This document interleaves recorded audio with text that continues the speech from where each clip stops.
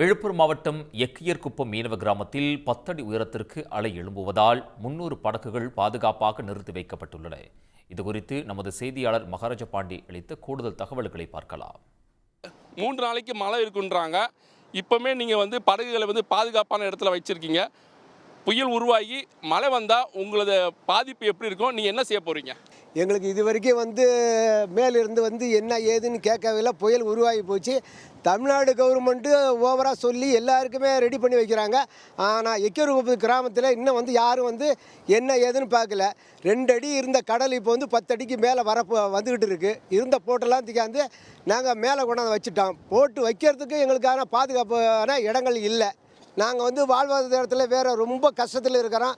Government பார்த்து எங்களுக்கு நிவாரணம் கொடுக்கறதுக்கு உதவி செய்யுமாறு மிக தாழ்மையோடு கேட்டுக்கொள்கிறோம். 200 மீட்டர் தூரத்தில் நீங்கள் நிப்பாட்டிருக்கீங்க. போய் காற்று இருக்கும். காற்று இப்போயுமே அதிகமாக இருக்குது. இப்போ நீங்கள் இந்த 3 நாள் நீங்கள் எப்படி பாதுகாக்க போகிறீங்க? அதான் சார் என்னன்னு புரியல. 200 அடிக்கு இடமால தூக்கின்னு போய் வச்சுட்டோம். இதுக்கு மேலே எங்களால் எங்கேயும் நிறுத்தத்துக்கு இடம் கிடையாது. கடல் இதோட புயல் வந்தாலும் வெடி வரைக்கும் அங்கே பார்த்து தான் சார் இருக்கணும். அது மேலே எங்களால் எங்கேயும் நிறுத்துறதுக்கு இடமே கிடையாது. இந்த புயல் இயற்கை சீற்றம் மழை காலங்களில் நாங்கள் தொழிலுக்கு போக முடியாது. எங்களுக்கு மழை காலத்துக்கான உதவித்தொகையும் எங்களுக்கு உடனடியாக வழங்க வேண்டும். அப்போ தான் மீனவர்களுடைய வாழ்வாதாரம் மேம்படையும். இதை தமிழக அரசு கருத்தில் கொண்டு உடனடியாக வழங்க வேண்டும் என்று மீனவர்கள் கோரிக்கை வைத்திருக்கிறார்கள். ஒளிப்பதிவாளர் வெங்கட்டுடன் சன் செய்திகளுக்காக அறிவழகன் மற்றும் மகாராஜா பாண்டி.